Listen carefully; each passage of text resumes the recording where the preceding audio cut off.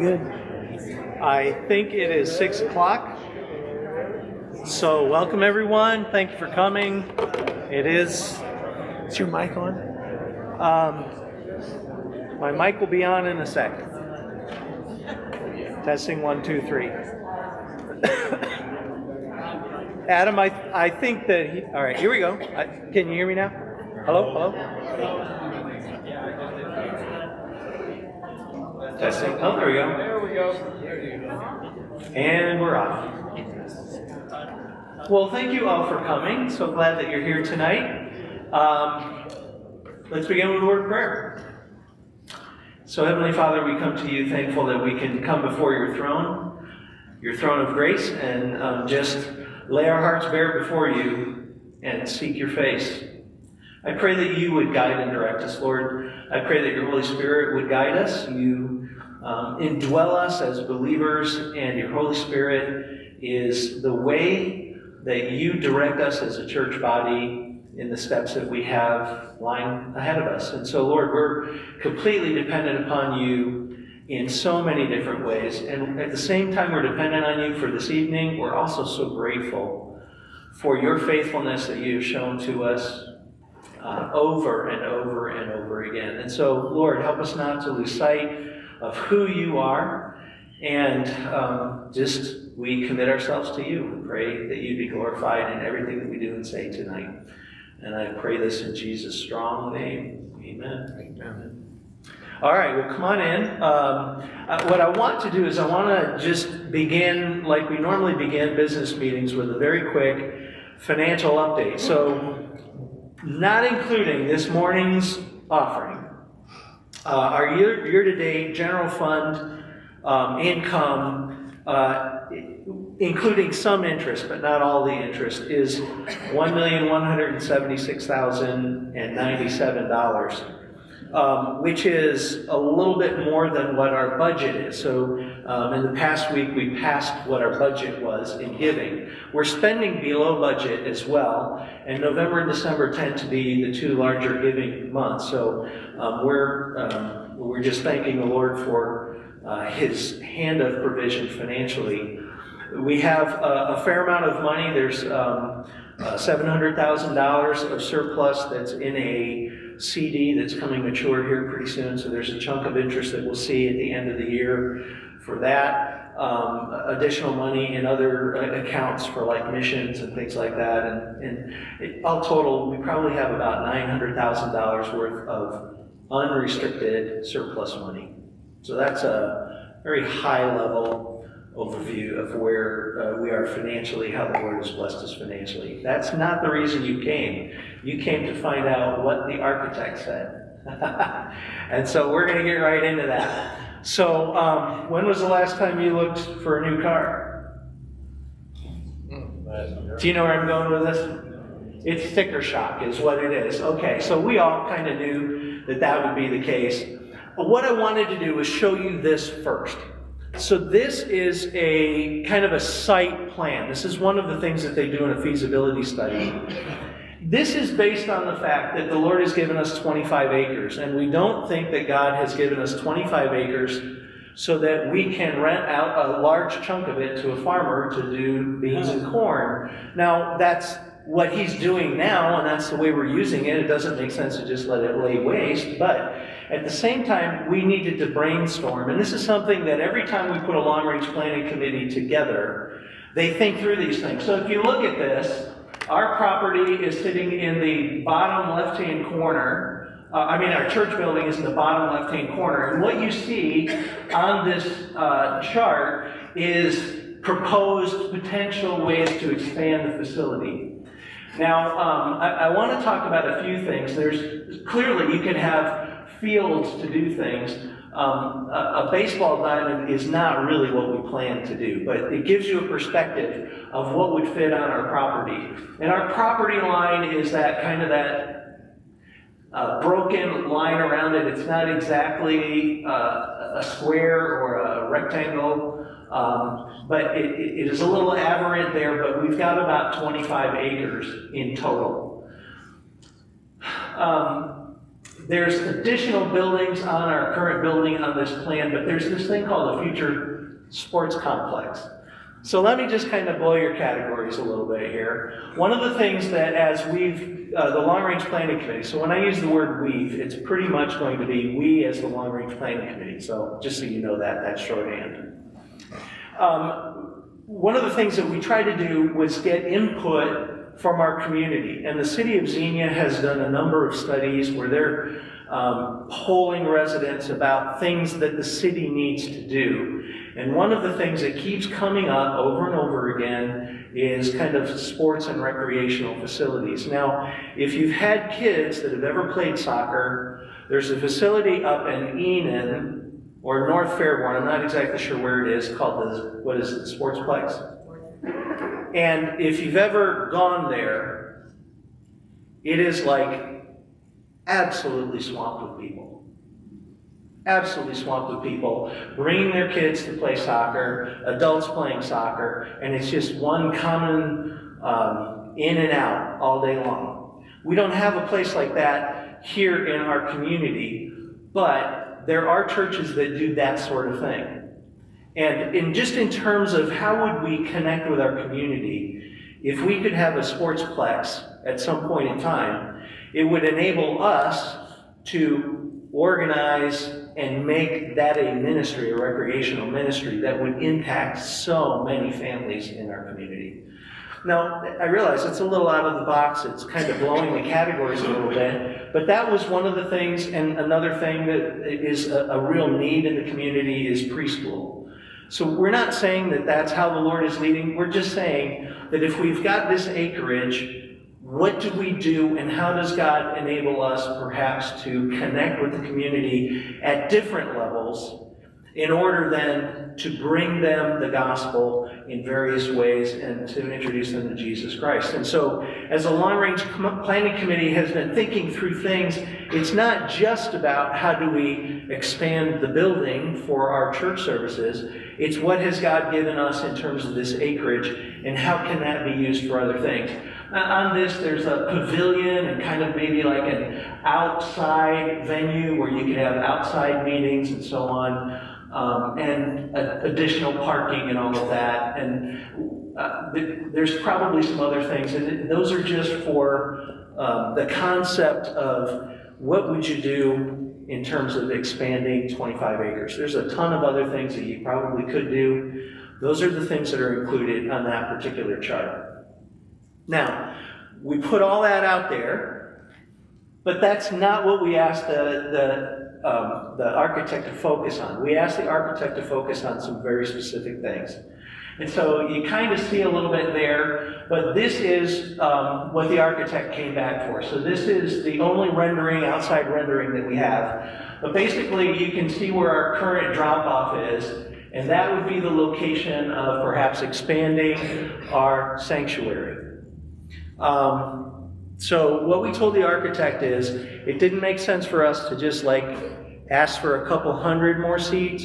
If we were going to do it, what does it take to double our seating capacity? So that would be about 1,000 seat seating capacity, and then it would be connected to our current building and so on. That's what we asked the architect to do. And that's what the architect has come back with. So what that boils down to is what you're looking at is, I should have brought my glasses, my reader glasses. It is, it's an additional square footage of just under 24,000 square feet.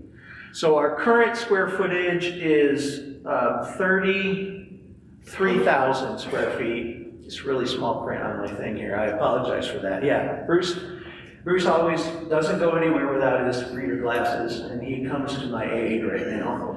So our current footprint is 33,371, and this is 23,550 additional square footage area and remodeling the interior here of about 8,796 square feet. So it's a significant addition there.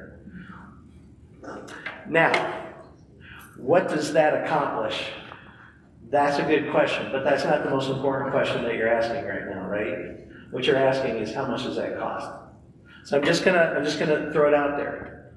That costs $8,095,700 plus an additional probably close to $1 million if we want to do all new audio visual lighting and do a whole bunch of kind of upgrades that are necessary, and not use any of these chairs, but buy all new chairs and that sort of thing. So the architect is just saying, I'm going to throw everything in there, but he separated those two things. So if you throw it all together, you're talking a little bit over $9 million. That's the sticker shock. And we know that. I mean, that's just, we asked for a feasibility study, and that's what he gave us, and that's the bottom line of it. Now, what would that accomplish if we did that? So when we met before, one of the questions that came up was, well, what does that do to our current ministries? How does that affect our current ministries? And the architect did a number of things. He did remodeling of our current space with that in mind. So this number actually builds out in a couple different ways our current and remodels our current footprint to be reused. So I'm going to show you another picture, and I'm going to show it to you because if you understand floor plans, I'm going to let you look at it, but you got to realize this is not a floor plan that we would build to. So we're not going to worry about where do walls fit because we would be moving things around. This just kind of gives you a broad brush view of what it looks like. The new sanctuary up there has a significant amount of adjustment in terms of room for things, so the platform is significantly bigger. The seating is about 1,000 people. There's room for audio visual with much more in terms of cameras on the floor and that sort of thing. There's a main corridor that you can see at the kind of on this side of the auditorium, and that is a corridor, kind of a concourse area, and then it would get you to the back parking lot, so that would be the back parking lot. It would also come through to the current space in the middle. You'd have adult space that's kind of in the pink color. The children would occupy the part where the 2s and 3s are now, and then all of the crew area, that would be remodeled and some remodeling elsewhere. So the children's would be pretty much that entire wing in green. The youth would move to this space that we're in now. The architect drew a couple like classrooms like right here and over there. Those things are all negotiable, but everything that he did was included in that great big number. Now, I show you that, and I'm going to tell you what that would represent is that our worship space would increase from about 6,700 square feet to about 14,000 square feet. So there's a significant, it's not just doubling the size, it's doubling the size plus making the platform much bigger too. I don't have the exact square foot numbers, but in adult classroom space, the adult classroom space would increase by about 1,400 square feet. Now some of that would have to be readjusted, and you can see that the architect didn't really change any of these rooms along the outside perimeter of this area. So that remains available. What is now like the nursery area and the 4s and 5s, that would all become adult space and so on. So there would actually be an increase of about 1,400 square feet of adult classroom space. It would also mean that the crew space, what the crew has available, would increase about 2,000 square feet. They would not have a cafe. So they would have to probably use the area that we serve coffee in the kitchen instead of having a dedicated cafe. But they would move into this space, and it would give them 2,000 square feet more. Then the children's ministry would have an increase of 17,000 square feet, give or take a little bit there. And so all of the departments, as well as the worship, would be addressed. There might still be additional things that would be needed, but that was all dumped into that big number. So some of what the questions that came up the last time were addressed here. And like I said, you can move walls around and you can do various things, and that number might be able to come down some, but it's $9 million. It's a lot of money. Now, the architect thought, because we also shared with him that in previous iterations we thought about, breaking out that wall and expanding these and trying to get more space in this area, and what would that look like? The architect actually decided that he would do that option. So for free, he threw in, let's go ahead and try to figure out what it would look like if we tried to make this space bigger. And what he came up with was basically a plan that would remodel almost everything. And it would get us a little bit further. We'd have to build additional things for youth, move the youth around and so on. But the cost savings on doing that was not significant. It came down from $9 million to, well, let me just tell you the exact number. Did I bring it with me? I did. It's like $7.5 million, if I'm remembering correctly. But the problem would be that all the while that you're going through it, yeah, $7.5 million. All the while that you're going through it, because everything has to be remodeled, we'd have to find another place to do church for a couple years. So we'd have that cost on top, and all of the logistical nightmare of having to rent space and move and maybe set up every Sunday. And for the amount, and it wouldn't actually be as much. It was significantly smaller when it was all said and done. We'd save money, but I think the headache, it just didn't make it, it wasn't feasible. It just wasn't feasible in terms of the two options. But we were grateful that he did it because it did answer some questions for us. Not even worth showing it to you because of all of the nightmares that it would involve. But I was appreciative of the heart of the architect in wanting to at least get that information to us, and he did that on his own dime. So that was nice. All right.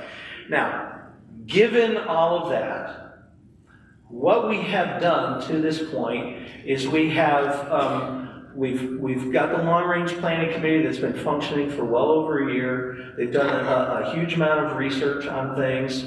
They've looked at a lot of different options. We then said we need to figure out what the feasibility of building would be. And so that's why we contracted with the architect. So we've gone down this particular pathway, and now we have some numbers, but we don't have enough information to make a decision. So take a deep breath. We're not asking you to vote tonight. But what we do want to make a recommendation that we don't just throw up our hands and give up because we don't have all the information that we need to have. Part of the information that we need to have is, okay, that's how much it would cost. How much would God enable us to give toward that project? So when we started down this path, we gave the architect a range between $5 and $6 million. And that was based kind of on me coming up with numbers, what I thought God would enable us to give. I don't really know what those numbers are. I might have overshot those numbers. I may have undercut those numbers. We just don't know what that actually is until we ask the Lord what He would want us to give. So, this is a recommendation that we would like to discuss from the Long Range Planning Committee. The Long Range Planning Committee recommends to move forward with a pledge drive to determine the viability of expanding our facility to meet the needs of our growing community. What that would mean is that we would, between now and like the middle of January, give you time to pray over what would the Lord enable me to give extra over the next 3 years. And we haven't figured it all out, but it would be a non-binding thing. So it's not like you would, you're signing it in blood or anything. It's just, how do we get that information so that we can make a decision, right? So let's just pray through that. Let's write on paper what we have prayed through and said God will enable us to give. We might ask you, what could you give up front? And what could you give maybe weekly or monthly over the next 3 years? And then we would have that number. That number, then, we could say, okay, this is what we believe God's going to enable us to give. On top of that, this is the amount of money that we have in surplus. And over the next couple of years, this is the amount of money that we think we could also add to it. But if that's what that whole piece of money is, then this is how much we would have to finance at the back end of it, or finance to do that. So there'd be a mortgage involved. So you see what I'm saying? You kind of have to stack all that data together to determine, is this even a reasonable thing to consider doing? So the recommendation is, in order to get that data, let's do a pledge drive. And that's the only way that we're going to be able to understand, did we overestimate what God would enable us to give, or did we underestimate what God would enable us to give? Does that make sense? Does that seem like the right thing to do? Okay, so go ahead and hit me with questions. Now is the time to hit me with questions, and I will try to answer them the best that I can. So Brenda and Shirley, you're first because it's your birthday this weekend, and you're the celebrity. I know this doesn't make much sense, but did you ever do a comparison from when you came and how many add-ons have we done?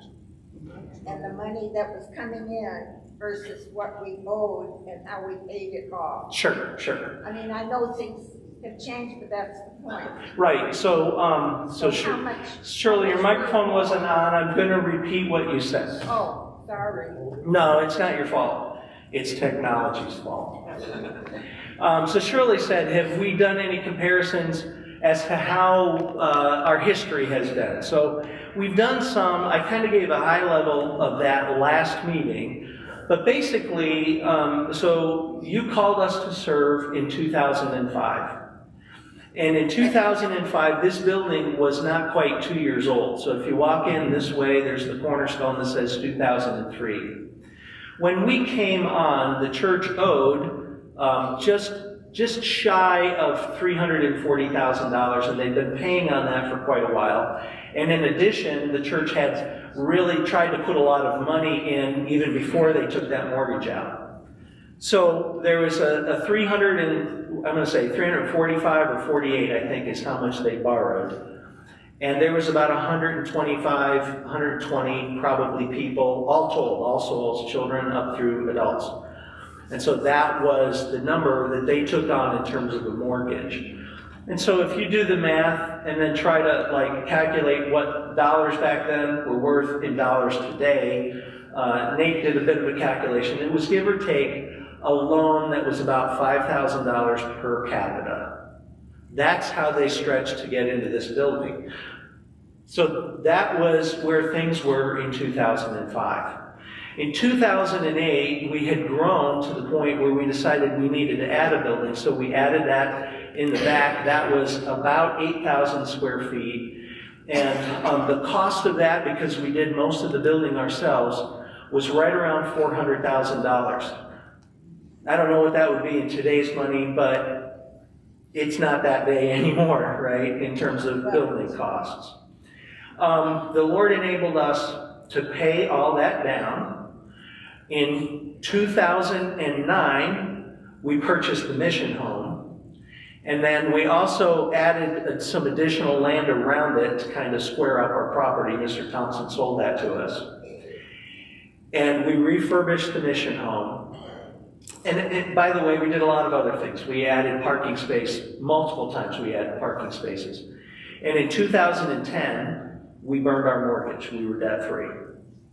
So, and so it was debt-free here and debt-free with the new part and debt-free with the mission home.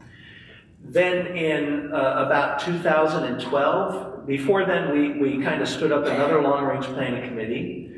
We only had 8.5 acres at that point in time. And we talked about what could we do. And as a result of that long-range planning committee, we built the building in the back, which we broke ground, I think, in 2012, and we occupied it, I think, in 2013. When we built that, that was 10,000 square feet of new space, and it was remodeling some of that middle area, so probably another 15 or 2,000 square feet of remodeling that we did.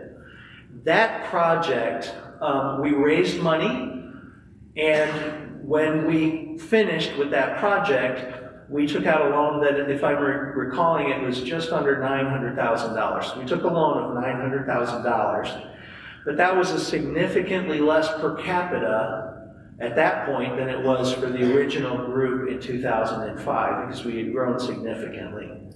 So that was probably under $2,000 per capita when we took that mortgage out. Then, shortly after we bought that, or we built that building, Mr. Thompson offered to sell us the property, the rest of the land around us. And so it was like, well, we just kind of, the ink is still wet on the last mortgage that we took out, but if we don't respond, we're never going to get us a once-in-a-lifetime opportunity. And we voted as a church to buy the property, and we took a special offering and did that. So we added all of that property around it, and then continued to pay down on our debt.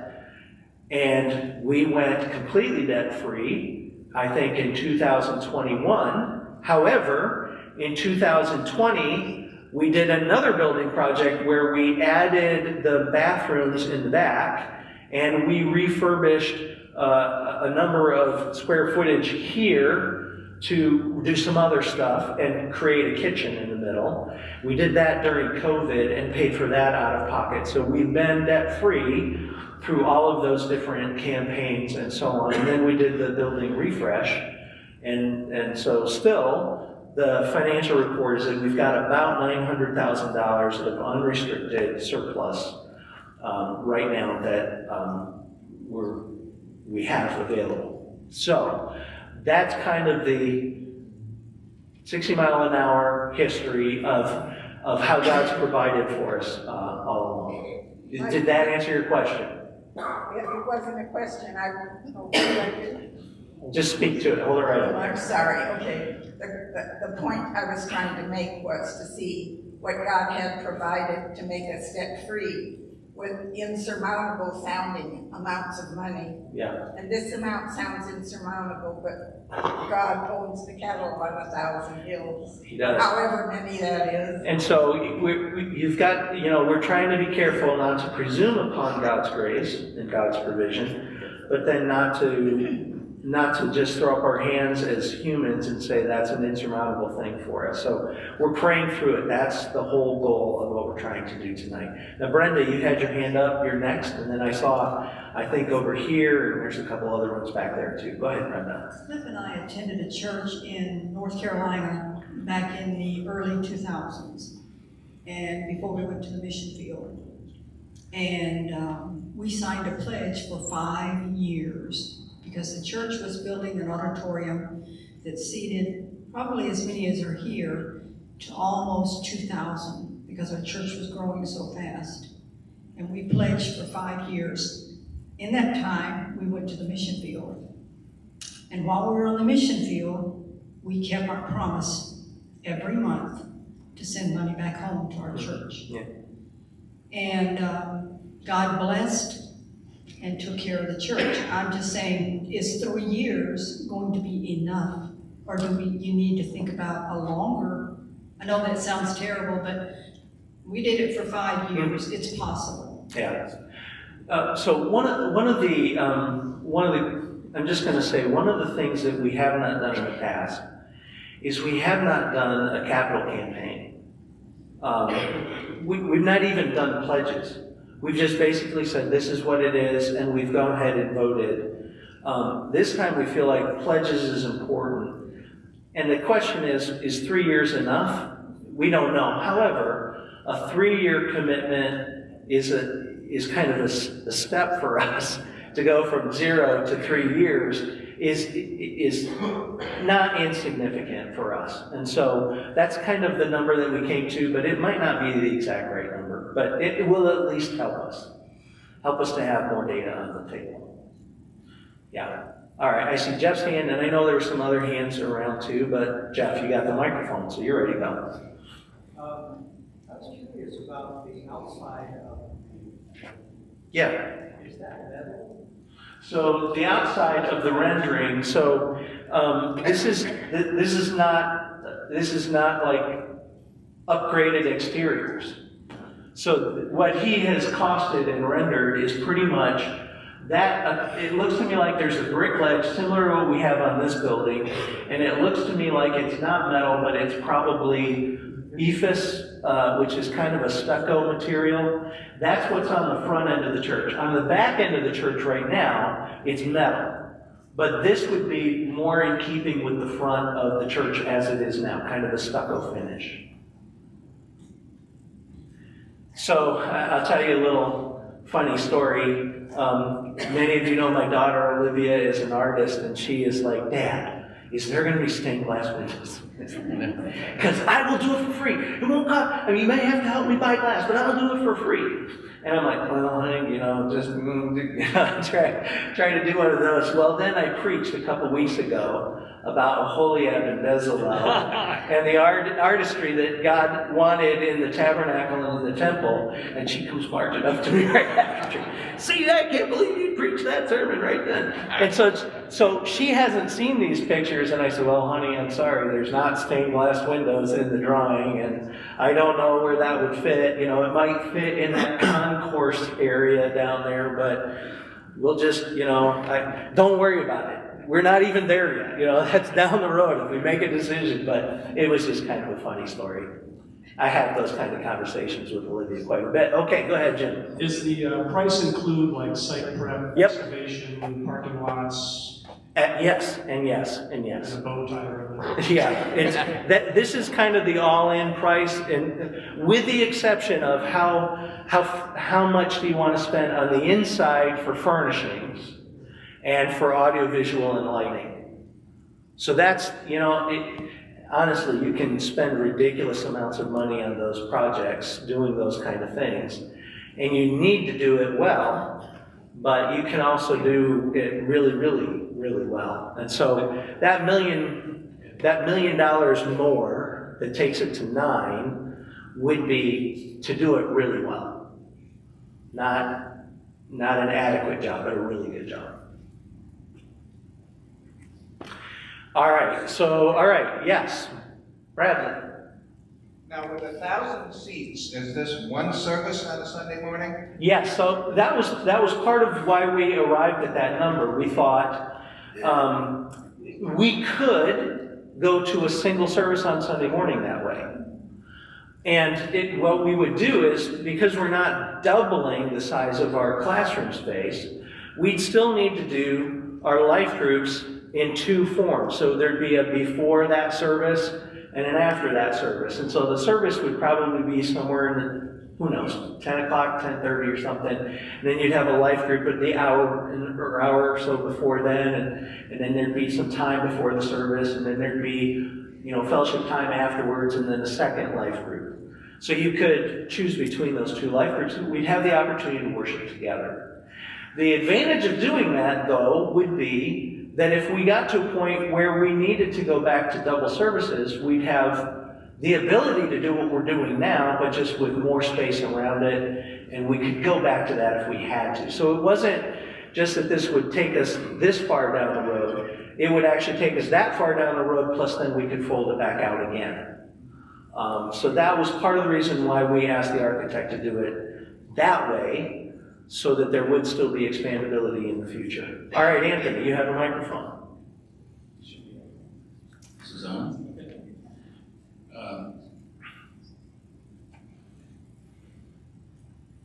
On that site plan, it did not look like parking was really considered. It looks like there's more parking than there is now. So I can answer that question if I put Bruce's reader glasses back on.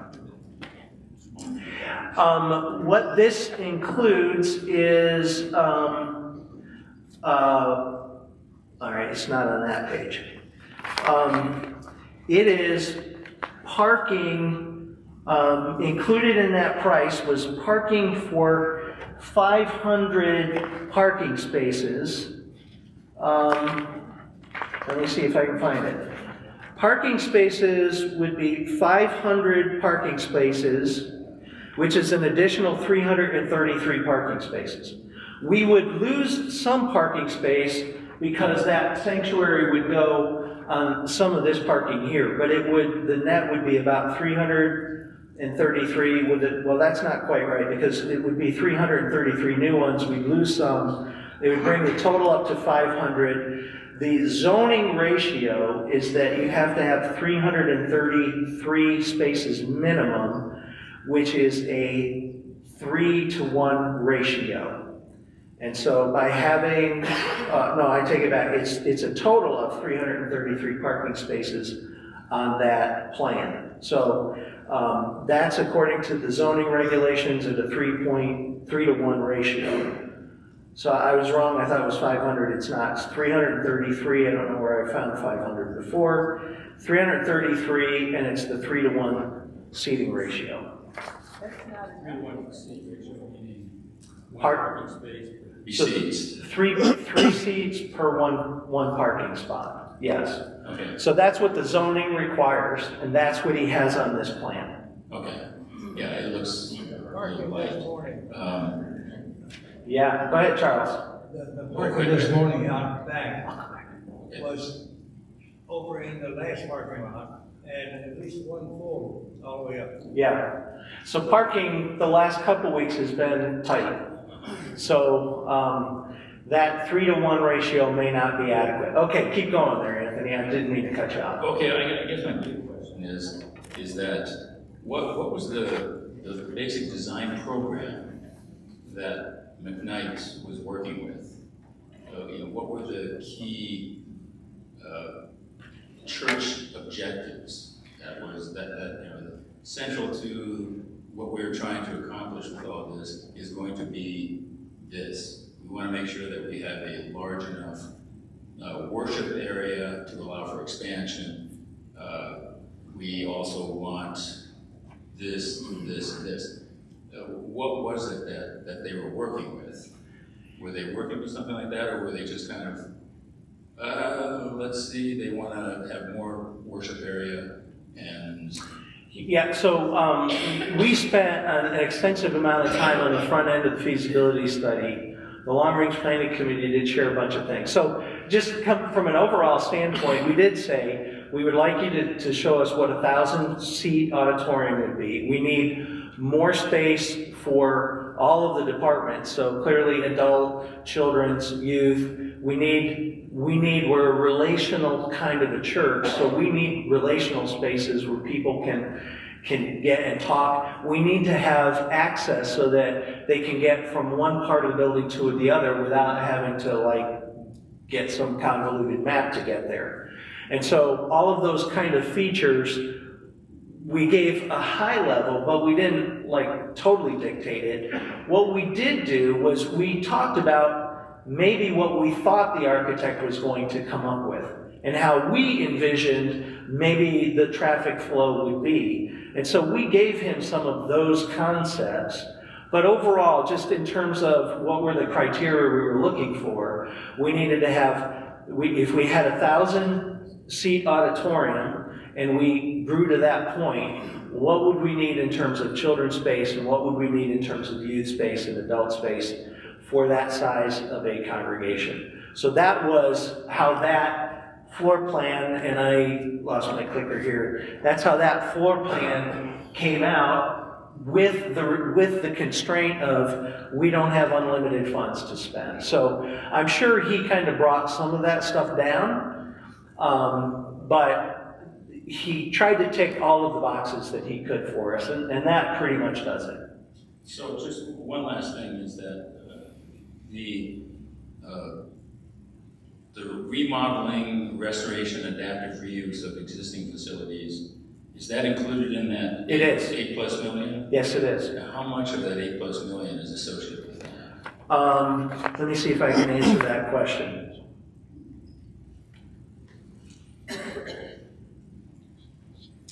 Remodel is, it looks to me like the remodel of the existing building was $618,000, plus the firewall was $101,700.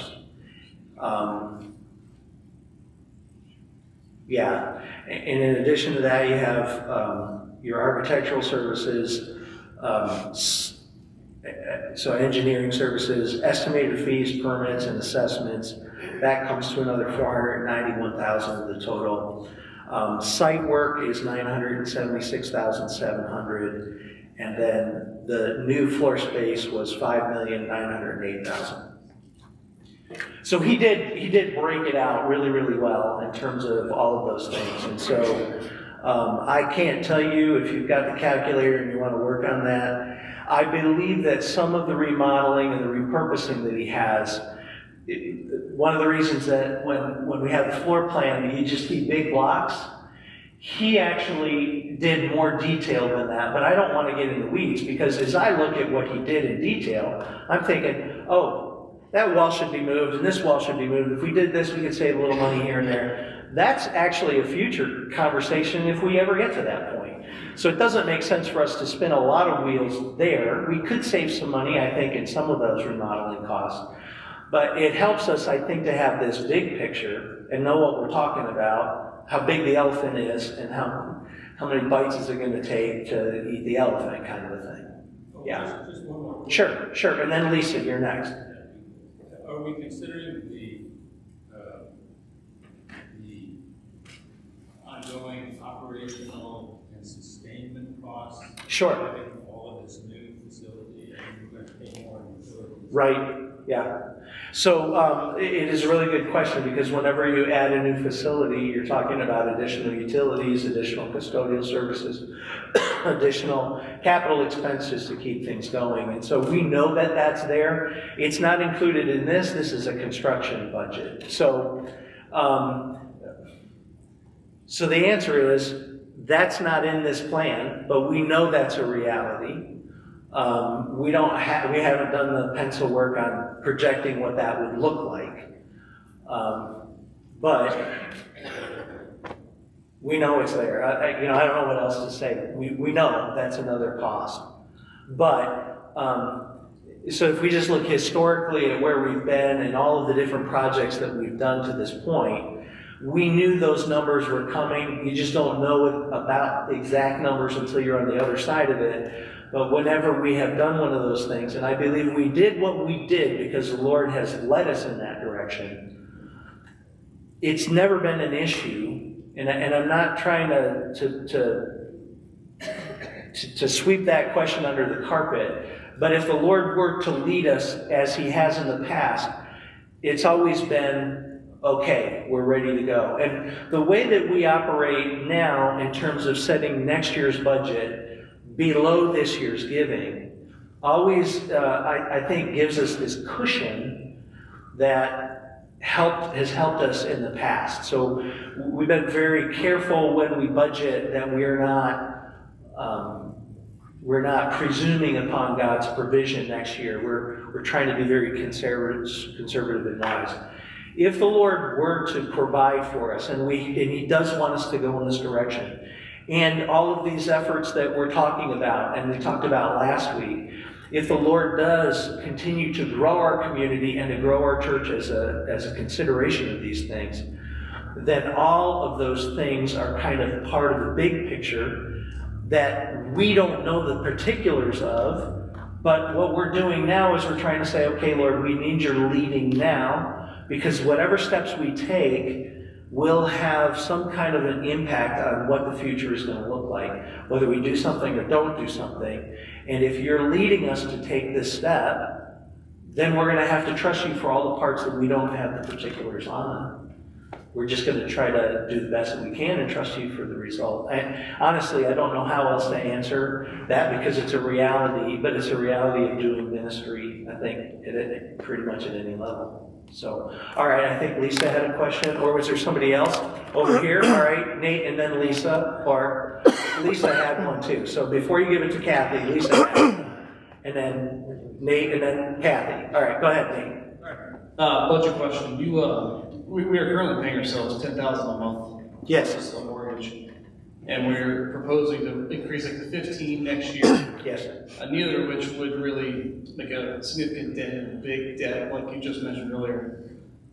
With the timing being the pledge drive through a month and a half, 2 months, and our budget being done this year, should we reconsider, should the finance committee consider upping that and being more aggressive and seeing if it's even doable to increase that? And then on those same lines, the last meeting included the mission home and some spending of the surplus.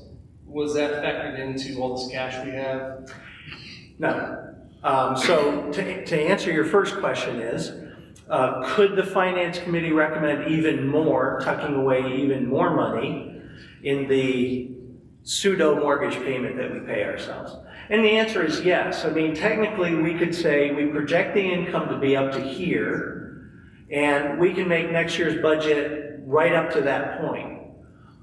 But another way of looking at it is, if it's going from 10 to 15,000, and the projected income is here, and next year we're saying that the budget is here at 15,000, which is what we proposed last week, then that difference between what this year's giving is and next year's budget, that becomes surplus anyway.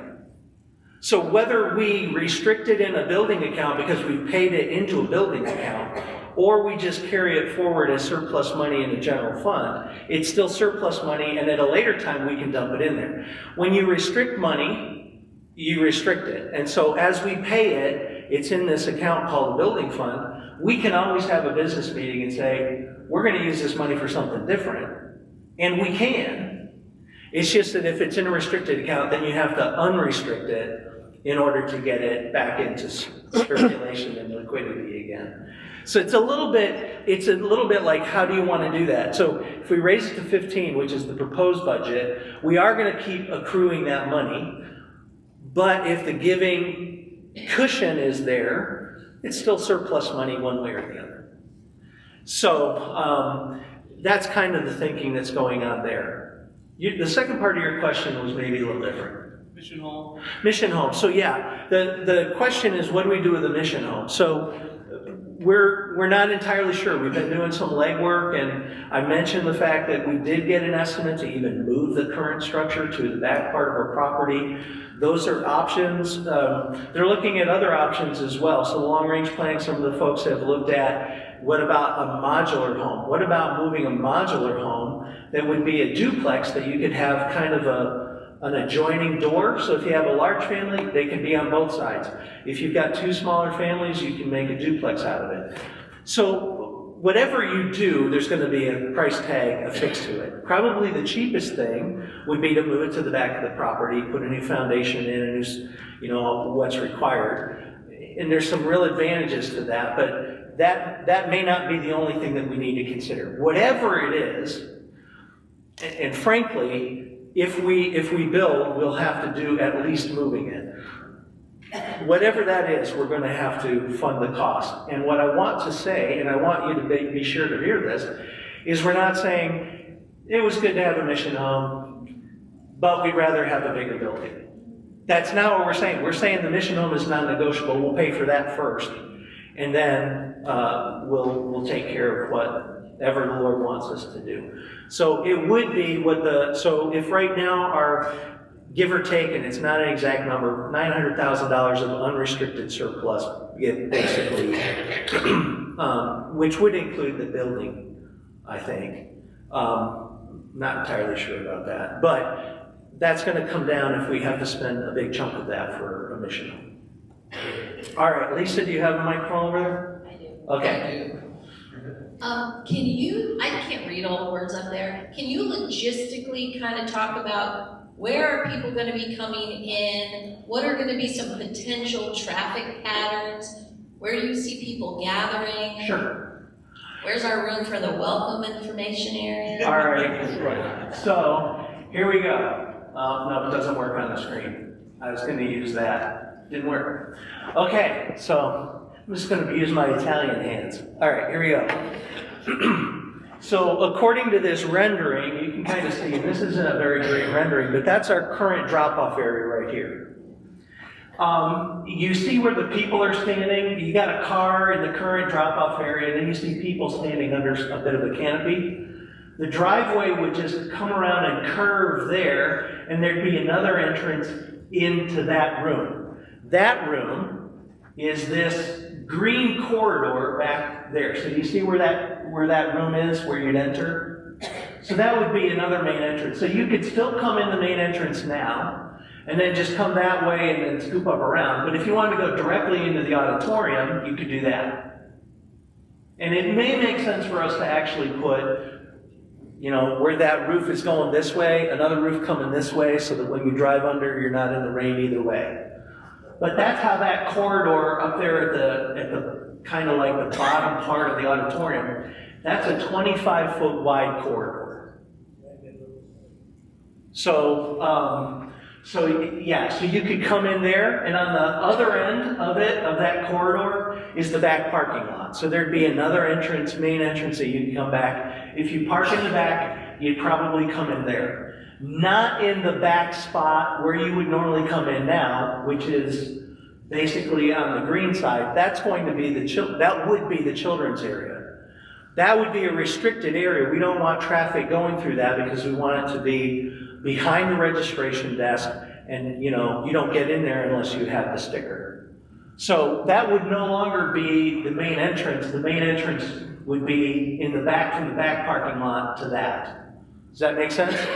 Now when you come in then, the traffic would be, if you come in that corridor and you want to get to the children's wing, you come on down through, which is currently the fellowship hall. There's a bunch of new bathrooms there in blue. You'd come down and you'd make a left turn, and you'd be headed toward the children, which would be the crew area now, or you would go in the opposite direction and come to this space here, which would be the crew area, or the adult classrooms would be around here. So a lot of what we know in terms of how the flow of traffic goes now would still be the same in that floor plan, with the exception of we'd have the children tucked away in a really much more secure and stable area. The adults would have that whole middle section primarily for adult classrooms, as well as what we currently have. The other thing about adult classrooms, and I said that the adult classrooms would increase, one of the things that you can do is you could use your bigger rooms for a large classroom. So at one point in time, before we had space, and we were in a single service, we didn't have enough classrooms. And so what we did was we did a classroom in this room, and we had a master teacher introduce the lesson for about 15 minutes, and then the groups split off. There were 4 groups. They went to 4 corners of this room, and they discussed. There was discussion questions that they went through, and they did that in their groups, and then we kind of reconvened and had a closing. And we did that for a while so that we could have enough adults in the classroom space. And so you could kind of do even some of that. If we're in one service altogether, the adult classroom space would be a little bit broader. Now that wasn't the question that you asked. The question that you asked was, how do you flow around? And I think that that gets you to places without too much confusion. You're going to have to make a total of like 2 turns to get somewhere. Where's the gathering spaces? So the gathering space is pretty much what we already currently have now. So if you come in this door, there'll be that gathering space. If you come in the other spot, that corridor is 25 feet wide, so there's room to gather there. But then you come down into that yellow stripe in the middle, that's area, and it could be reconfigured. We could put the welcome desk, we could put a better coffee bar or something in there. So that space could be reconfigured in a lot of different ways.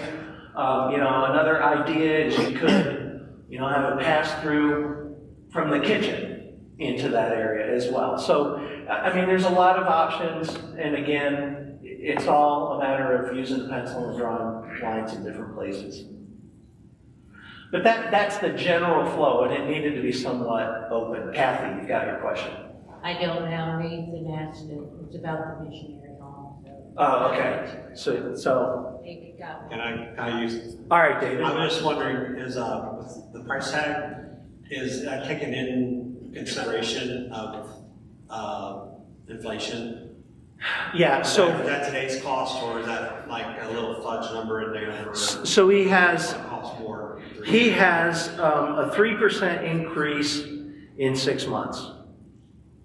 So in 6 months, he says it would be another $242,900.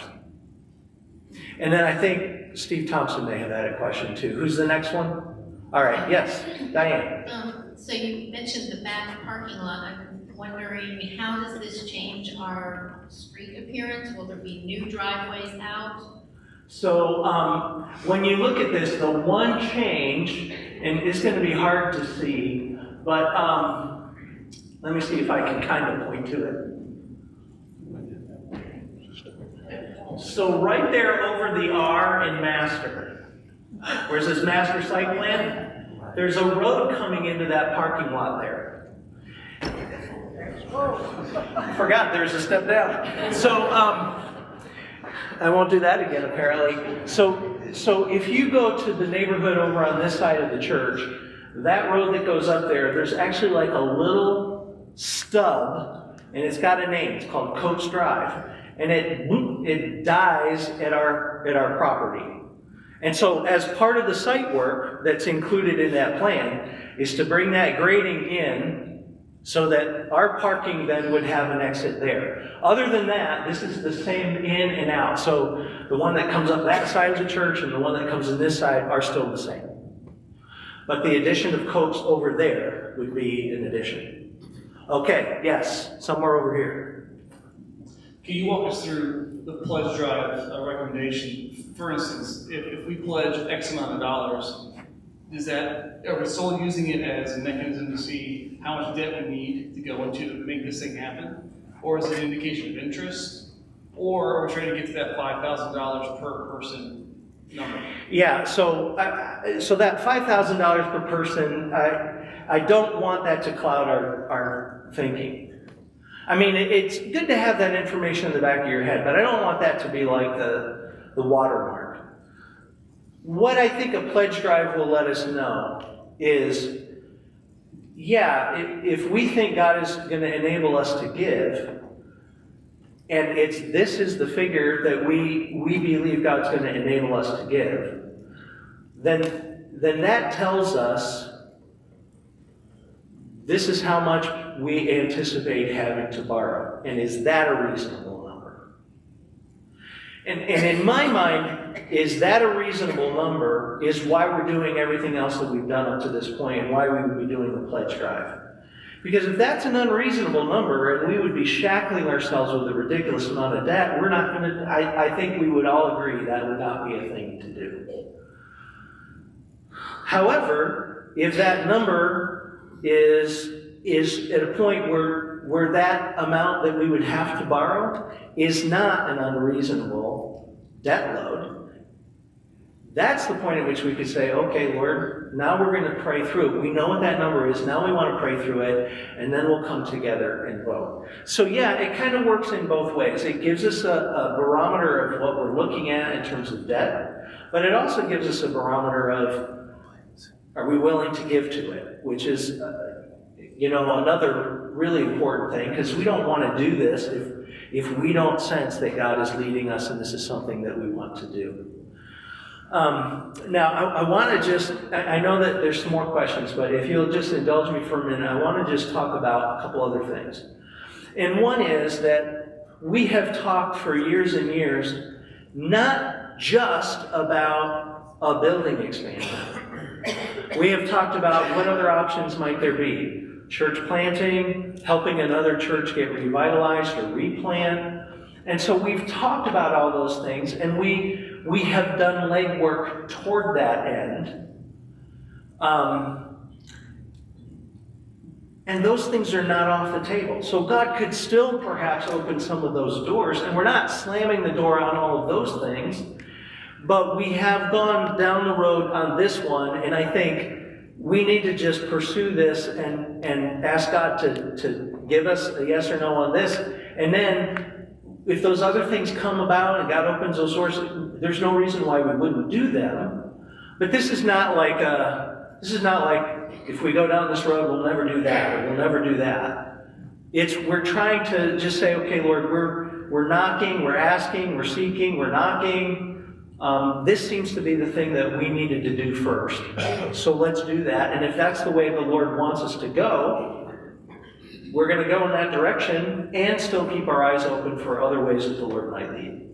So I want you to hear that our heart isn't necessarily like, this is, oh, please vote yes, because this is... We're really just seeking the Lord's will and guidance in this way. I want you to know that I've had multiple conversations with people and with pastors, and just trying to work through a variety of what if we did this, or what if we do that. And it's really, really difficult to know what the future might hold. So you just kind of say, okay, this is the one that you've kind of laid in front of us. Let's walk this down until you shut the door or make it clear you want us to go through this door. So that's where we're at tonight. There's a lot of really great questions, and we don't have all the answers that we would like to have, but at least we've got stuff, a pile of information on the table, and we have the big picture, and we now know what the next step would be. Now, is there a microphone somewhere? All right, Sheila, you got your hand up. Is there anyone else? All right, so this is good. Okay, can you hear me? I assume this is a turnkey building that he is giving us? Right. So we don't have to do any of the painting or any other type of work? It is not, all that's included in here. So yeah, that is, and if any of you on the Long Range Planning Committee remember this differently from me, I don't think McKnight would say you can't paint. You can't paint your own building. I think McKnight would be willing to say, hey, listen, we'll let you do this as much as you can do. But the advantage of this is we know what the all-in number is. And if we can't organize to get that to happen, you know, to do it ourselves, we don't have to, the headache's not on us, it's on them. So yeah, this is the all-in number. Okay. Second question, how long does he estimate that it would take to build this? So I asked him that question, and so I believe, and again, correct me if I'm wrong, those of you who are in the room, I asked him that question. What if we immediately said, yeah, we're going to do this? What time frame are we looking at? And he said 2.5 years. I think it would take him at least 6 months to get all of the drawings done. And then if you broke ground and everything went really, really smoothly, you're looking at 2.5 years, but more likely 3 years. Okay, so he does have a crew that exists today that could handle this type of work? They have multiple crews and multiple subcontractors, which McKnight, we did all of the vetting on this organization. They've built hundreds and hundreds of churches and Christian schools, and that's all they do. We've done site visits to the churches that they've done, and every one of those that we've talked to, that's been the response. Oh yeah, they took care of everything. They were great to work with. They did more than what we wanted them to do. You know, and they didn't keep jacking up the price. That was what they said they'd do it for, and that's what they did it for. All right, James. Yeah, first of all, thank you so much to you and the Long Range Planning Committee for all the hard work you've done. There's a ton of research, so thank you. The question that probably would help a lot of folks as well that are aware that there are groups like Builders for Christ that will help alleviate some costs. They do mobilize volunteer teams. They save a lot of costs. There are a lot of pros and cons. Could you walk us through the Long Range Planning Committee's discussion of possibly using a group like that? So yeah, that's a really good question. So there are a couple churches that we know, we have relationships with, where they have gone that route in the past. So University Baptist Church is one, The Ridge in Brookville is another one. And when you have a group that comes in and does that, it can save you some costs. But because you're dealing with volunteers, you don't have the leverage that you would have with a subcontractor. And the other thing that you have, and I think this was a lot huger of an issue at University Baptist Church than they ever anticipated, was that you have all kinds of groups coming in from all over the place, some of whom are maybe going to arrive with their campers and they need to plug it in somewhere and take their gray water somewhere. They need to be fed because they're volunteering for you. That means you feed us. And so what happens is they'd have all these groups coming in. They had to upgrade their kitchen in order to provide food for them. They had to organize their people to do all the logistical support of if you have a camper, can you plug it in? If you're not bringing a camper, who are you going to stay with? And how are we going to handle all of those logistics, which turned out to be an expense that they never anticipated, not just in terms of dollars, but in terms of exhaustion of people. And as long as that process would have to happen, you have to maintain that level of logistics for your volunteers. And it can slide your schedule back and forth if they have an illness in their family or something. So given that kind of history, it was a trade-off. Which do you want to do? Just be able to do your own work if you can, and you can organize it, or do you want to try to go big and have all of these major subcontractors come in as volunteers? And so the trade-off was, having heard the war stories, the horror stories, from the people that were saddled, I can use that word, I think, adequately, saddled with much of that logistical nightmare, they're like, never again. So they wouldn't do it again. So if they wouldn't do it again, it's kind of like not the same thing we're hearing from people that use McKnight and say, yeah, we've used them multiple times because they were that good. So that was the trade-off, and that was the decision process there. Yeah. All right, yes, Phoebe. Here comes the microphone. I'm sorry to keep the meeting going longer, but then I won't get my simple questions answered. Okay. So,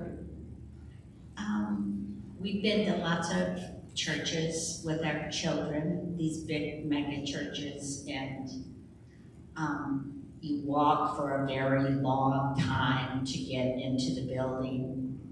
But our one such church in Tennessee, they have a place where if you have children, you go in that entrance.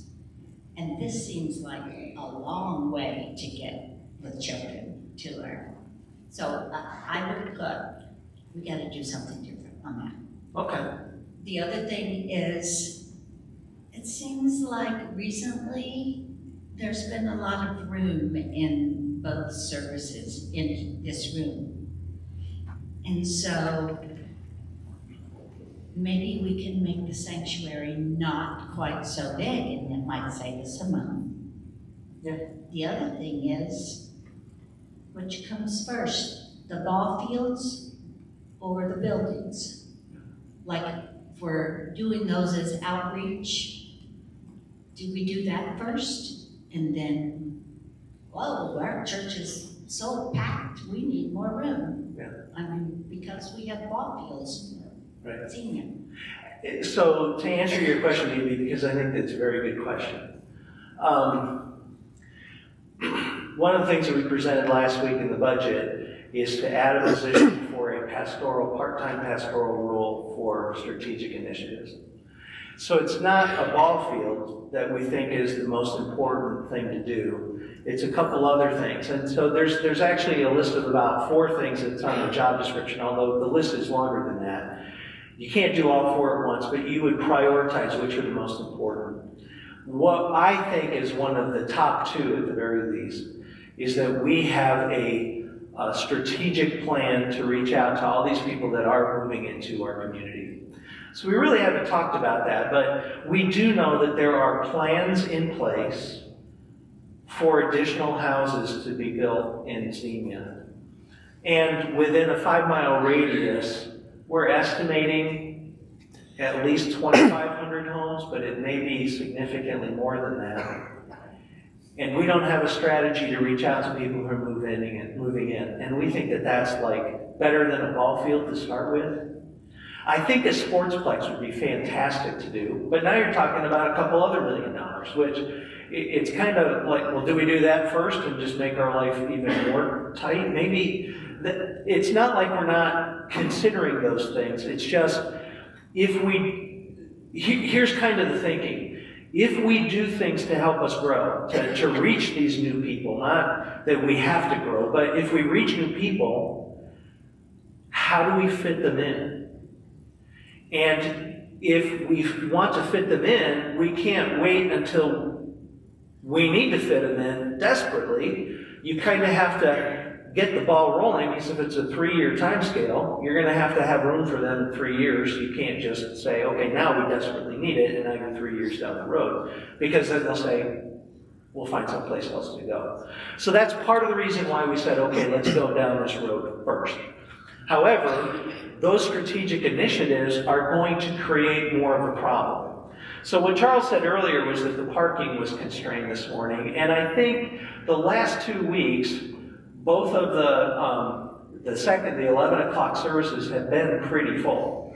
I'm not sure what the third worship service in the back has been like. I've not seen that at all, but I believe that the services are running a little bit more full, and it does fluctuate up and down, and it'll go back down again during the Christmas season.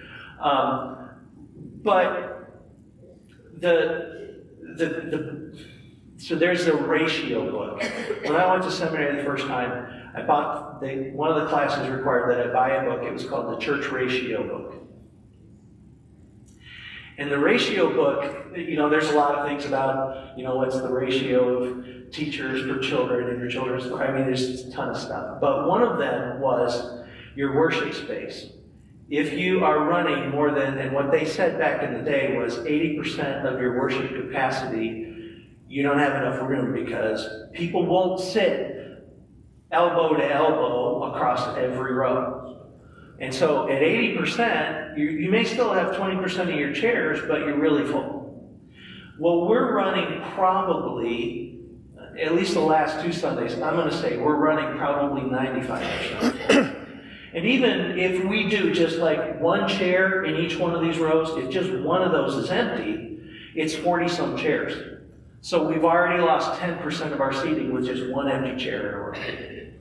So maybe that number is not too terribly off. If you get to a certain amount of fullness, there's no room for people. Well, we don't, even if the Lord says to us in a couple months, go for it, we're still years from having that space. And we can't just sit on our hands and say, well, we don't want to do anything until we have space. We want to do whatever is necessary.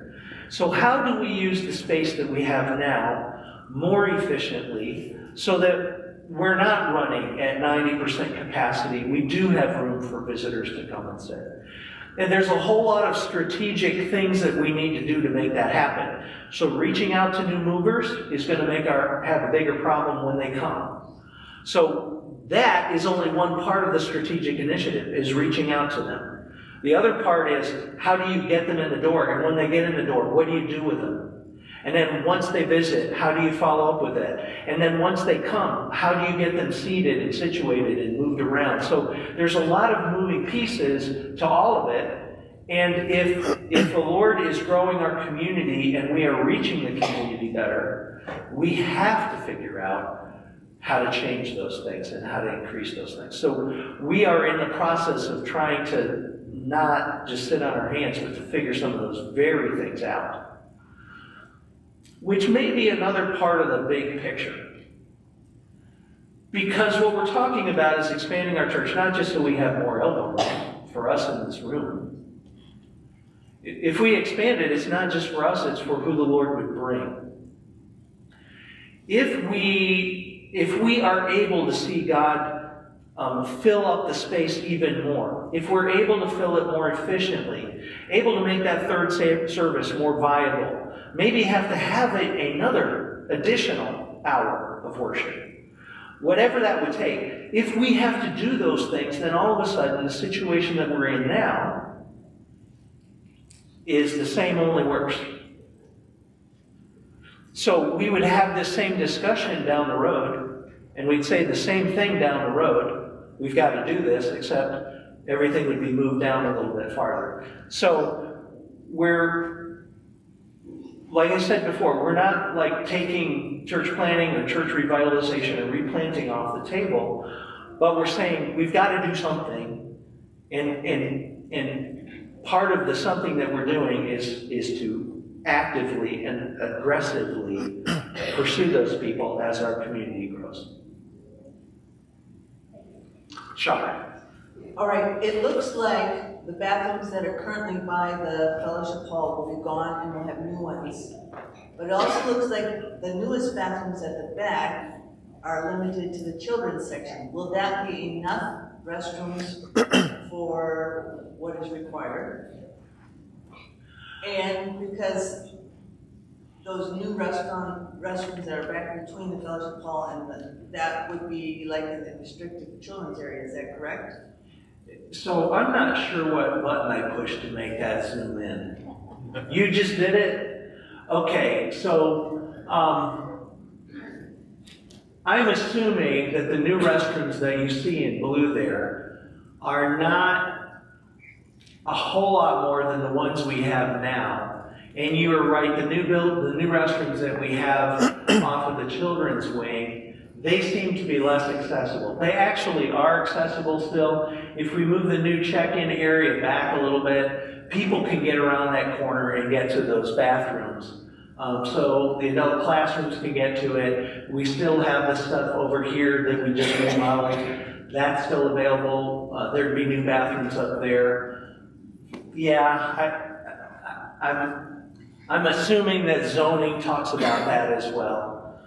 But yeah, I mean, we would lose a couple bathrooms that are currently in the fellowship hall. But can I just say that those bathrooms have caused us problems because they don't drain well to the septic system, and so they're often clogged, and so it's a gravity issue. So to vacate those small bathrooms, we would lose a few bits of facility. I don't know how else to call it, but it might be down the road the right thing to do anyway. So. The other question I have is nursery, where will it be in relation to all of that stuff? So I covered that up. The architect put the nursery in a particular position there in the green area, but that's negotiable. And so as I looked at it, I thought, well, if we did it this way, we could do something different, blah, blah, blah. So yeah, I think that it's going to go up in that area in some way, shape, or form. But there may be a better way than what he designed. And again, it's a matter of how do you move the wall to make it work the best for us. So these are not buildable plans, they're conceptual drawings. And so from a concept level, we know it would fit in there. Just exactly where that would go is somewhat movable. Yes, we've got one from the Zoomers. Pastor John, we actually have several from the Zoomers. Will there be a multi-purpose space for Awana, circle, dinners, etc.? So will we need to continue to break down the sanctuary for these type of events? Okay, it's a good question, and the answer is yes, there would be multi-purpose spaces in a variety of ways, but on a Wednesday night, where would that take place? And I believe, and I haven't gotten the measuring tape out, but I believe that in the space that is currently the crew room area, I think that an Awana circle could go in there. And again, I'm not exactly sure because we didn't knock that one down, I don't think, with a tape measure. But I'm pretty sure it'll fit in that area. I don't anticipate having to take all the chairs down every week. Okay, thank you. During the time the building takes for the building to be built, how would that impact the function and flow of our existing building? So that is one of the advantages of this plan, because all of the new construction takes place out there. And so it would affect how the traffic flows. So we'd lose some of the parking here, and we'd have to flow traffic around that way, or you'd have to come around this way. So there'd be some parking that we would have to do first in terms of the site prep. So yeah, it would affect some of that. But once you're in the building, the vast majority of what we have now does not need to be repurposed immediately. Okay. So it could be repurposed kind of during our down season. So like during the summer months, we could repurpose some of that stuff so that the impact would be minimal. We are planning on having bigger spaces for the children's and kids ministry as they continue to grow, correct? Yeah, so this plan would increase the children by about 1,700 square feet. It would increase the crew by about 2,000 square feet, increase adult space by about 1,400 square feet. However, it could also be added on. So there's, even in the first picture that I showed you, which was the big, well, this one here, there's additional add-ons to the building that are not part of this plan. So if we needed more children's space, it could be added. Finally, we've had several people join the meeting after we started. Could you give a quick 30-second refresher to the pledge drive, time frame, and so forth? Sure. So the pledge drive, we would, so we have a motion on the floor from the Long Range Planning Committee that we proceed with a pledge drive in order to determine the viability of expanding our facility to meet the needs of our growing community. That's the recommendation. So if we vote to do that and to go ahead with that tonight, then the Long Range Planning Committee will put together some kind of a pledge form. So I don't know what the specifics of it would be, but probably at least in 2 forms. One, could you give an upfront gift? And 2, what could you give in terms of giving on a regular basis over the next 3 years? And then we would mail that out to our church family.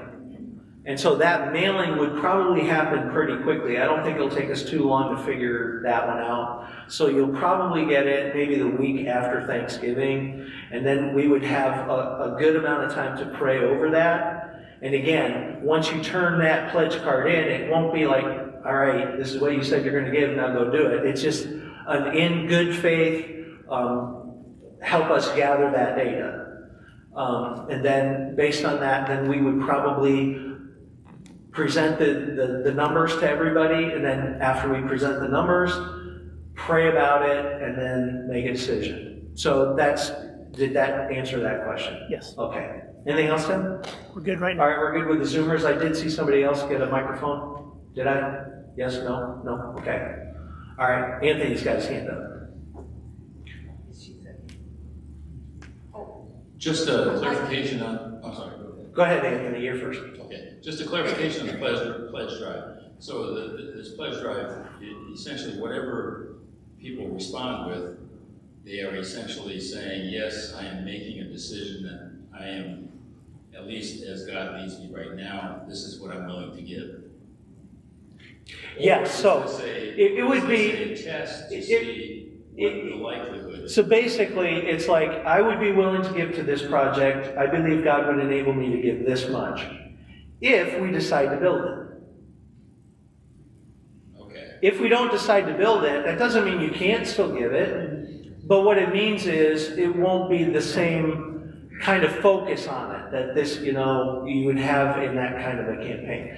So yeah, you're saying, it's in good faith. You're saying, this is what I believe God, if God would lead us in this direction, this is what I believe He would enable me to give. But we're not going to, we're going to use that data to vote. And then if we vote, that's when we start to pull the trigger. I'm sorry, I have this thought going through my mind. John Piper used the phrase, that's when you flush the toilet.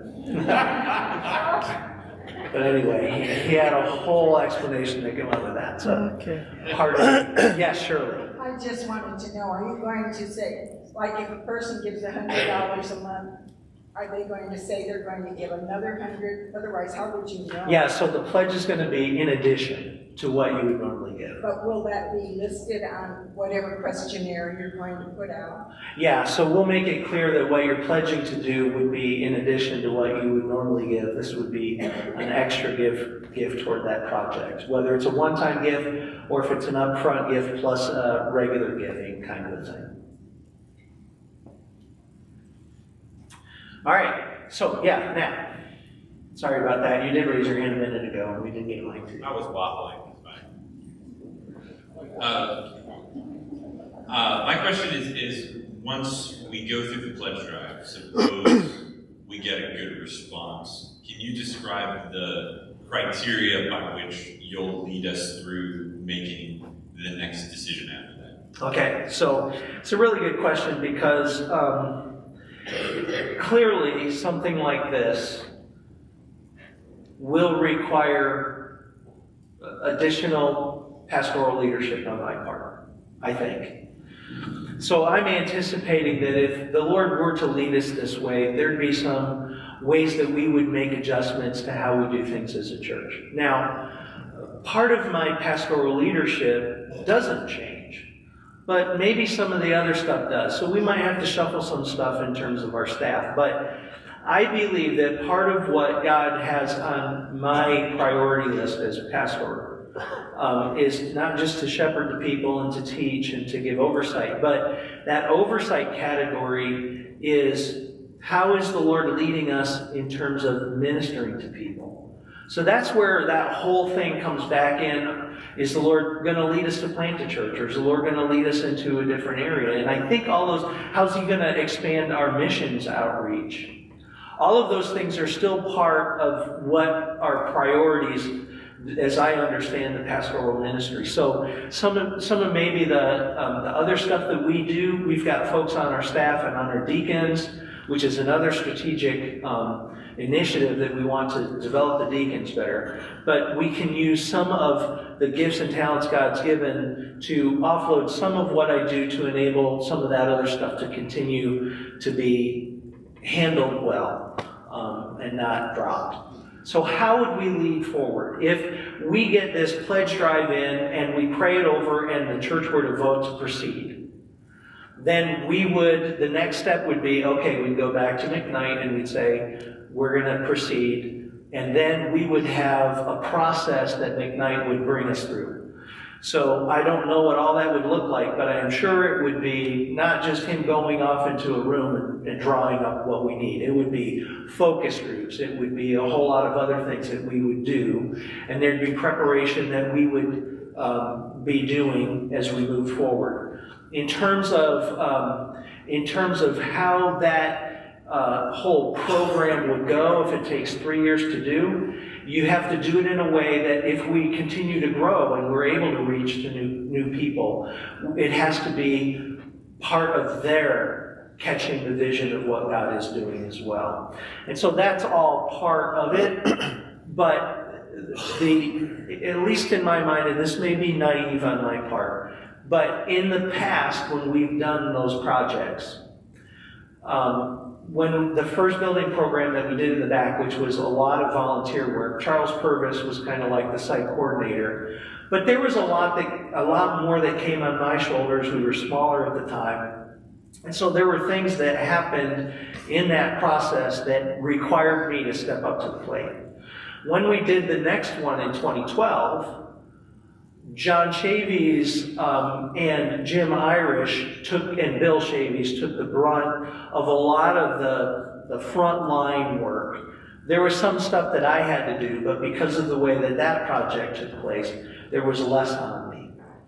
McKnight is yet another level that I think is going to be similar to the 2012 build, but not require so much on John Chavies or a John Chavies-like person, because McKnight assumes the bulk of the responsibility to keep to everything correctly. Now, we'll have oversight, and we'll be able to make some adjustments, clearly, but I'm hoping that process enables us to continue to do ministry without all the other distractions. So how do we lead forward as a church? If the Lord were to have us take all of those steps, we would then contract with McKnight, and then we would keep bringing the information as we go, and then we'd be in the middle of it, and God's going to do this with us as we go. I really don't see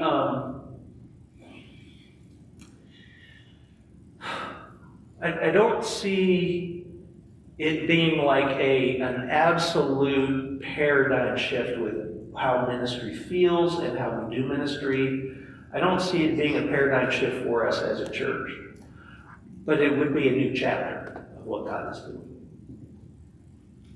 I don't know if that answered your question or not. It was all good information, but not quite. I think the core of my question was right before we vote, do we go with this plan or not? What would be the factors you would encourage us to consider? Obviously the response from the pledge drive being one of them, but what else would we consider as a part of that process? I know a lot of that's going to be prayer and God's leading, but I think in your role as our pastor, I think it really comes down a lot to you to tell us, hey, here's the factors, and I'd love to hear that. Yeah, so I walk this fine line because I believe, biblically speaking, that the Lord, through the Holy Spirit's indwelling ministry in our hearts, does guide us as a church family. And that's why I'm committed to the model that we do, which is congregational polity. Now, I also realize that you do look to me for leadership. And so I walk this fine line between wanting to lead you. All right, so let me just kind of use some terminology. So Mike Hefner forwarded an article to me, and it was kind of a reference to John Maxwell. And somebody asked John Maxwell, if you've never heard of him, don't worry about it. But John Maxwell he's written all kinds of books, said, what would you tell your younger self about leadership that now that you're in your 60s, you know? And his answer was immediate and direct, and he said this. He said, I have always been a directional leader. So I told people, we need to go in this direction, and people would follow me. He said, what I tell myself, if I could go back, I would tell myself, be a relational leader, not a directional leader. And the difference is, you're not telling people, we're going to go in this direction, get behind me, or else. You're saying, together, we are sensing the Lord is leading us in this direction, and the relationship is key to the way you do that leadership. And I think, Mike, you gave me that because I think his little, one-liner ahead of that was, you probably figured this out before John Maxwell did. I don't know that I figured it out completely, but I would say that is my kind of leadership, which is why I walk this fine line. I'm not going to stand up and say, hey, listen, I went to Mount Sinai and God gave me these tablets of stone and we're going to do this. I do feel like the leadership that God puts on me is because of the relationship that I have with you, and I have a sense of where we are as a church and where we need to move. And so I try not to be too directional and tell you what I think, but I want you to know all that goes into it. I think it's like John chapter 5. It basically says you bring everything out in the sunshine. There are things that we decide and we figure some stuff out. Not everybody can be on a long-range planning committee. Not everybody can do all of the things. But whatever those decisions are, it's not like we're trying to hide something in a closet. We want it all to come out in the sunshine. But it can get to make meetings like this an hour and a half long. But you need to know, because I believe that if you ask those questions and you hear the thinking and the prayer that went through it, there are times when we need to be tweaked in a different direction, but it's pretty much, okay, that makes sense. So I always want you to feel like you don't have to second guess my leadership because I'm just keeping stuff away from you. I want you to feel like he knows us well enough, so if he feels like we need to go in this direction and God is leading us that way as a church family, you know what? There's a level of peace that I can have in my heart to keep going. So that's who I am. So that's what you're probably going to expect. You have a question? A couple more questions, Pastor John. When we vote on the building, since this is such a big vote, will there need to be a certain percentage of our membership present? What's the criteria for a vote? Yeah, so it's a good question. We don't have in our Constitution a minimum quorum, but this is certainly not something you want 15 people to make the call on. So I'm really encouraged by the turnout that we've had tonight. And you might say, yeah, but this is a really small percentage of the number of people that come on Sunday. It is. But do you know how many churches would make this decision without a meeting like this? Because they're not a congregationally led church. They're led by a small group who will make the decision. what I'm saying is, the fact that more people aren't here, and there are many online as well, but the fact that there aren't 600 people here tonight, don't let that discourage you. What that means is, I don't necessarily feel like I would be worried about it. If we're going to head in that direction, I'll get behind it. They'll be part of the pledge drive. It's not just going to fall on your shoulders, all right? We will contact everybody, and we will bring that to the whole church. But the minimum quorum is not something that we have to do in our Constitution. However, we're not going to be stupid, and we're not going to say, well, let it be small. We will make it a big deal so that we have good representation. Attached to that question is not just how many people have to vote. In my mind, attached to that question is, what is the percentage on the other end of the vote? Is it 51%? And it's like, okay, we're doing it. Or is it 75%, we're going to do it? Is it 85%, we're going to do it? I think all of those numbers, whatever they may be, tell us something. You know, when Paul and Silas couldn't figure out whether or not to take John Mark, and it was a 50-50 vote, I'm not going to say that Paul was wrong and that Barnabas was right, or vice versa. I think the Holy Spirit didn't want them to be together. He just wanted them to get their own team and go in two different directions. Now, I say that to say this. Every percentage, whatever that might be at the end of that vote, is going to communicate something. So I think that a strong majority is needed for this kind of a movement. But if it's not a really strong majority, then maybe we have to step back and say, okay, it's a yes, but there's something here that we need to pursue a little bit more and figure out. And then we would do more research to try to get a better sense of unity there. We've not ever had a situation in my memory where we have had a massive decision that was not nearly unanimous. And that has been so comforting. And so I am just going to pray that that's how the Lord leads us. Because this is really not something that we want to have it be, everybody have heartburn. Yeah, Pastor John, will safety and security concerns be considered, such as cameras and lockdowns? Yeah, it's a good question. One of the things that we did tell the architect, kind of go back to what Anthony was saying, is we would like to have the building designed so we could close off sections of the building so that, you know, if you've got something happening in this room, they don't necessarily have access to everything else. And the way that this is structured, there are firewalls that can be dropped, like we have a firewall at the back end of the cafe that we sometimes drop.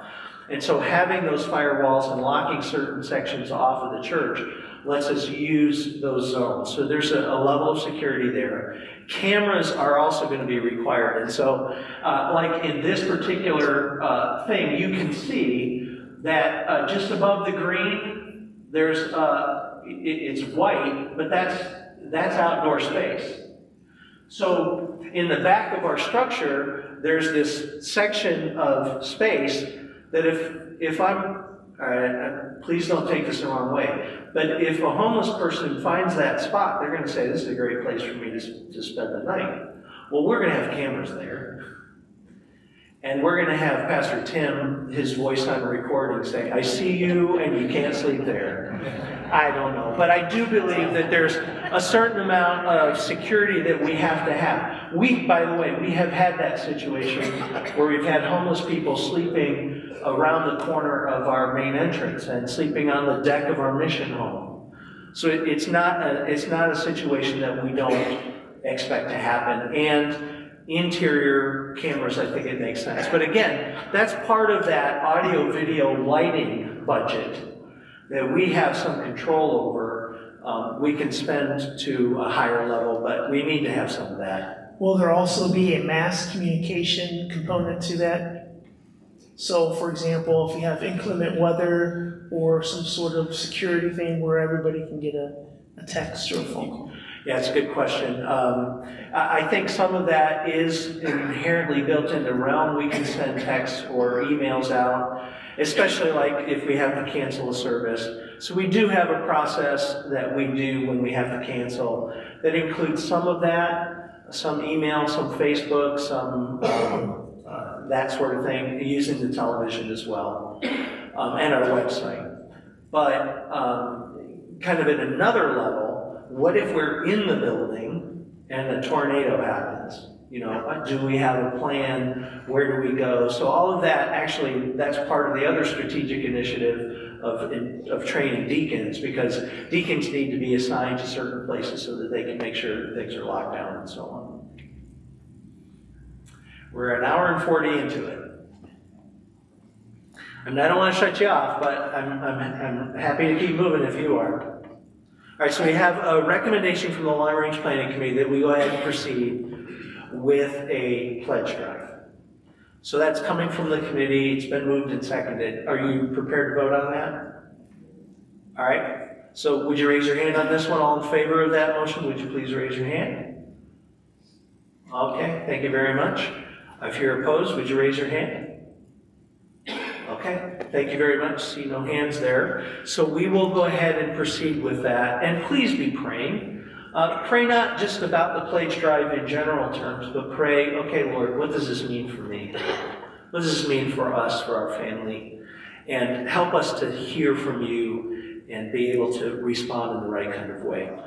All right, one more item of business, and that is adjournment. Anybody want to make that motion? All right, thank you. Have a second to that. All in favor say aye. Aye. Opposed, no. All right, very good. I'll be around if you have other questions that you want to ask. Certainly stay around and ask them. But I'm going to pray and we'll be dismissed. So Heavenly Father, thank you for who you are and for all you've done for us, including what you've done for us tonight. Lord, there's a lot that we don't know, a lot that still lies in the future, but Lord, would you please use us? Use us as your children individually, use us corporately as a church body, use us in this community to reach people that need you. Lord, would you expand the borders of what you're doing here? Lord, thank you for the opportunities we've had to expand in missions and in other different ways, but Lord, would you do a mighty work in our midst and in our community for your honor and glory. May we see souls come to know you that don't know you now.